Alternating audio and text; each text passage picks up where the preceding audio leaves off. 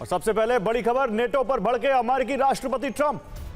सिर्फ कागजी शेयर है नेटो देश, यह कहा है ट्रंप ने।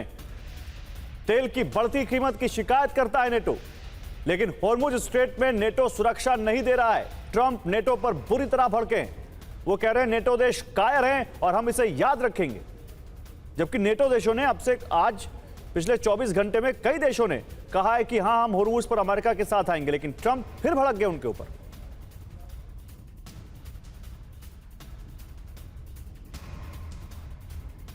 और इजरायल पर ईरान के भीषण हमले जारी हैं। इजरायल के रेहोवोट में ईरान ने हमला किया है। ईरान के हमले का वीडियो सामने आया है।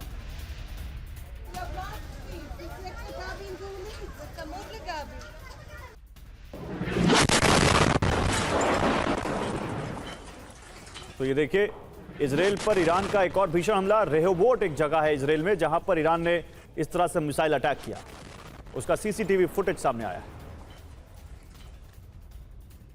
और होर्मुज की लहरों पर महायुद्ध सवार हो चुका है। डोनाल्ड ट्रंप का सुपर पावर वाला गुरूर समंदर में डूबता नजर आ रहा है। जिसे होर्मुज पर कब्जे का ख्वाब अमेरिका देख रहा था, वहां ईरान ने अपनी बारूदी बिसात बिछा दी। अमेरिका को यूएसएस अब्राहम लिंकन जैसे महाविनाशक युद्धपोत पीछे हटाने पड़े। अब ईरान होर्मुज में हावी हो चुका है। ईरान ने अल्टीमेटम दे दिया है कि अगर होर्मुज से गुजरना है तो सेफ्टी टोल देना होगा। और अब सवाल उठ रहा है कि क्या होर्मुज में ईरान का ब्लैकमेल टोल अरब में अमेरिका की बादशाहत खत्म होने का संकेत है। यानी युद्ध का सबसे बड़ा खतरा होर्मुज स्ट्रेट बन चुका है। अब अमेरिका और ईरान में होर्मुज पर सबसे बड़ा युद्ध हो सकता है। 39 किलोमीटर के हिस्से पर किसका कब्जा होगा, इसे लेकर दोनों तरफ से बारूदी बारिश होने के आसार हैं कि हम युद्ध में फ्रंट लाइन पर हैं। स्थिति अमेरिका के पूरी तरह कंट्रोल में है। होर्मुज रूट जल्द खोल दिया जाएगा कि अमेरिका को अब्राहम लिंकन पीछे हटाना पड़ा। अमेरिका ने दूसरे युद्धपोत भी होर्मुज से हटा लिए। अमेरिका ने होर्मुज में हमले बंद कर दिए हैं। उन्होंने कहा है ईरान से कुछ तेल प्रतिबंध हटाने पर विचार किया जा सकता है। समंदर में फंसे करीब 14 करोड़ बैरल ईरानी कच्चे तेल सप्लाई के लिए ऐसा किया जा सकता है, जिससे वैश्विक बाजार में तेल की कीमतों को कम किया जा सके। और होर्मुज में ईरान नया फरमान लेकर आया है। अब होर्मुज स्ट्रेट में जहाजों को देना होगा टोल। ईरान होर्मुज स्ट्रेट में सेफ्टी टोल लगाने जा रहा है। अब वहां से जहाजों को गुजरने के लिए टोल देना होगा। रडार नेविगेशन से होर्मुज पहुंचने वाले शिप की जानकारी मिलेगी। कंटेनर शिप के होर्मुज पहुंचने पर रास्ता रोका जाएगा। ईरानी शिप होर्मुज रूट को पूरी तरह ब्लॉक कर देंगे। इस दौरान ईरानी मिसाइल भी हमले को तैयार रहेंगी। टोल वसूलने पर ही शिप रास्ता देंगे। इसके लिए शिपिंग कंपनियों को जानकारी दे दी गई है। टोल वसूली के बाद ही होर्मुज में एंट्री दी जाएगी। होर्मुज के ट्रांजिट पर ईरान ने टोल लगा दिया है।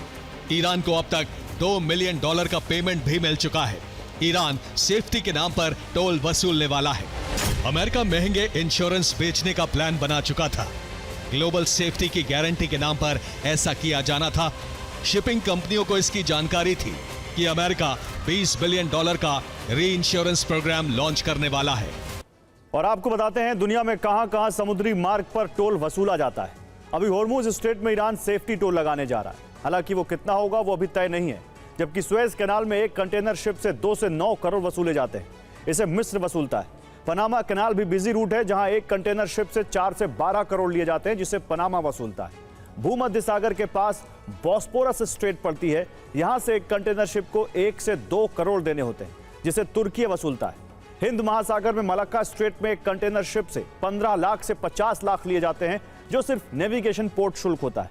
इसे सिंगापुर या मलेशिया अपनी समुद्री सीमा में वसूलते हैं। जापान पर दबाव बना रहा है कि होर्मुज से सी माइंस हटाने के लिए जापान अपने शिप भेजे, जबकि दूसरे नेटो सहयोगियों को भी ऐसा करने के लिए कहा है।